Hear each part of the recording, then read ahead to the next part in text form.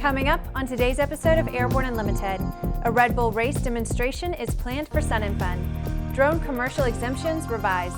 More airshow changes in the UK.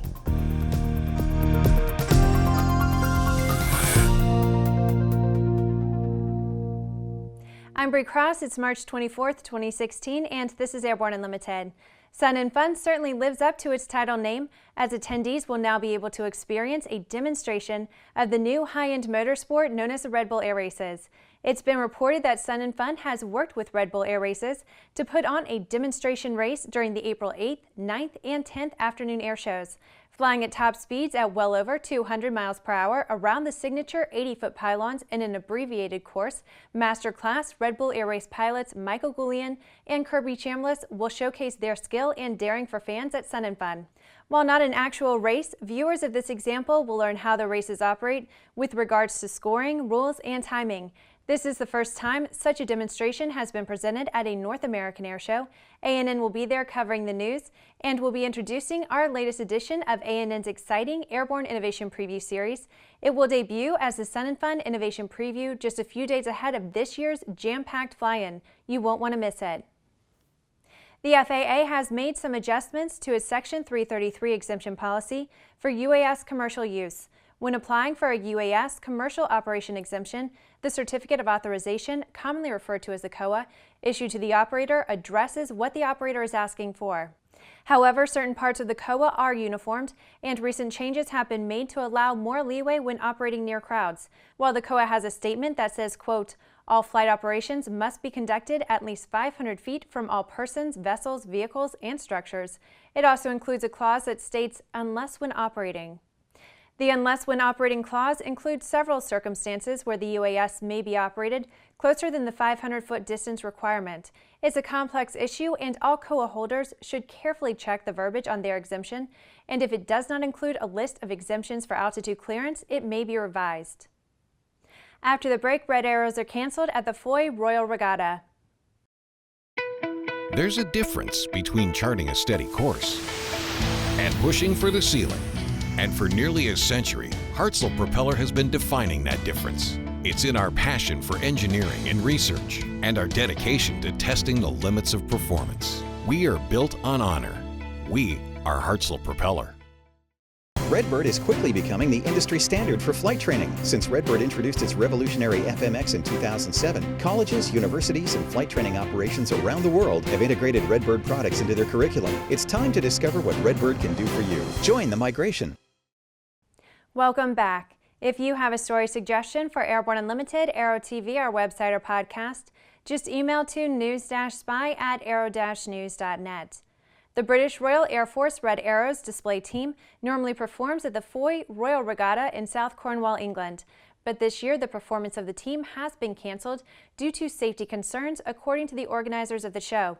The Cornish Guardian newspaper reports that the cancellation was announced following an audit by the Military Aviation Authority, which determined that there was not enough space for the team to perform above the River Fowey. In a statement, the organizers of the show said the, quote, only means of achieving the safety standards is to move the display out over the sea, which simply won't be the same. This has led to a reluctant decision not to host the Red Arrows in 2016. The show's organizers did not specifically cite new rules from the government that were put into place following an accident last year at an air show at Shoreham. It's Thursday, which means that it's time for an Aero-Community update, highlighting news and information about the incredible people and organizations that populate the Airborne Partnership Initiative behind Airborne Unlimited.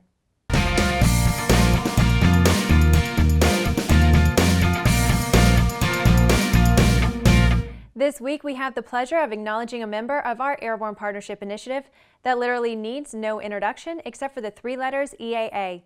The Experimental Aircraft Association was founded by Paul H. Poe-Beresny in 1953 with a vision of establishing and promoting a strong community for the furtherance of home-building aircraft. Thousands of home-built airplanes fill the skies in large part because of the EAA and what it has done for those who desire the rewarding experience of building and flying their own aircraft.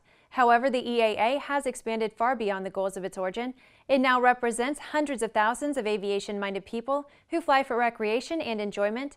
And of course, the annual EAA convention, known as EAA AirVenture Oshkosh, is a world-renowned aviation event.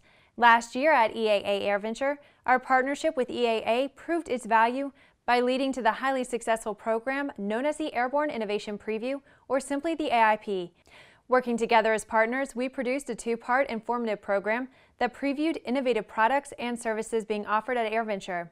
The AIP went so well last year that it's being planned again for AirVenture 2016. Because the AIP is broadcast on so many sources, it's not only a preview to AirVenture, it also offers the advantage of being able to take a second or third look with ease, and at any time. We at ANN are honored to be associated with this fine organization. After these messages, NASA has set the date for the next SpaceX cargo launch.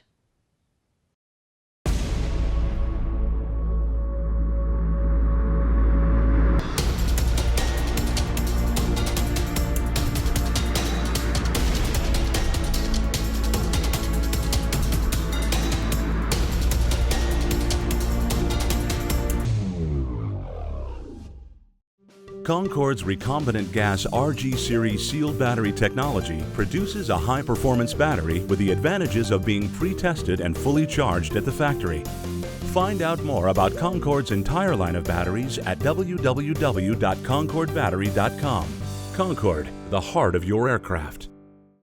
Sandia introduces the new SAI 340 Quattro TSO'd airspeed, attitude, altitude, and slip.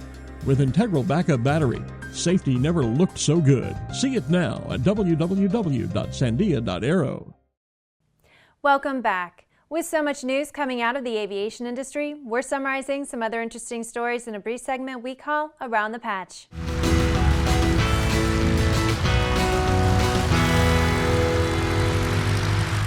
The next SpaceX Dragon cargo spacecraft is targeted for launch on Friday, April 8th. It will be carrying scientific research, crew supplies, and hardware to the orbiting laboratory in support of the Expedition 47 and 48 crews and return experiments to Earth.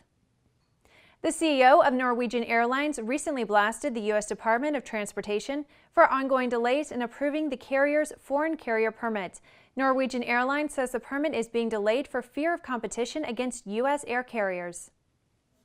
It's reported that lawmakers from Connecticut and their allies on Capitol Hill are against a Pentagon plan to cut the number of Black Hawk helicopters budgeted for next year. Sikorsky is located in Connecticut, and the cuts will have a negative economic impact. The FAA has proposed a $917,000 civil penalty against the Puerto Rico Ports Authority. The FAA is alleging violations in firefighting and rescue capabilities at all three of its commercial airports. The Port Authority has 30 days to respond. A 4-year-old girl traveling aboard a Virgin Airlines airplane in 2012 was severely injured when the airbag installed in her seatbelt exploded, causing burns and lacerations on her face. It's reported the airline has now settled for a 5-figure amount and an apology. Well, that's the trip around the patch. Now let's move on to the rest of the news. Since 2010, the annual Women of Aviation Worldwide Week celebration has inspired girls and women by the thousands to consider careers and hobbies in the air and space industry, and this year was a smashing success. As many as 44,000 women and girls participated in activities during the 6th annual Women of Aviation Worldwide Week. In all, 120 venues across the world hosted activities aimed at advancing gender balance in the air and space industry. The event was founded and managed by the Institute for Women of Aviation Worldwide. With 27 venues, France led the way for the most venues in one single country, followed closely by Turkey with 26. The United States, Canada, and Australia joined the top 5 countries. Roughly half of the official activities were organized by flight schools and flying clubs. Noticeable was the increase in aerospace factory visits, control tower tours, aviation university department open houses, and aviation museums special event offerings. It's reported that 60 to 75% of the attendees declared that they have now decided to join the industry as a result of attending the week's activities. Well, that's our program for today. Remember to get comprehensive real-time 24/7 coverage of the latest aviation and aerospace stories anytime at aero-news.net. Remember that Airborne Unlimited is streamed daily Monday through Friday with additional breaking news bulletins for important stories that fall outside of our normal deadlines. Please join us in a growing roster of over 100 outstanding industry associations and organizations every weekday for the best in aviation and aerospace news from the staff of the Aero-News Network. the aviation world's most comprehensive news and information resource.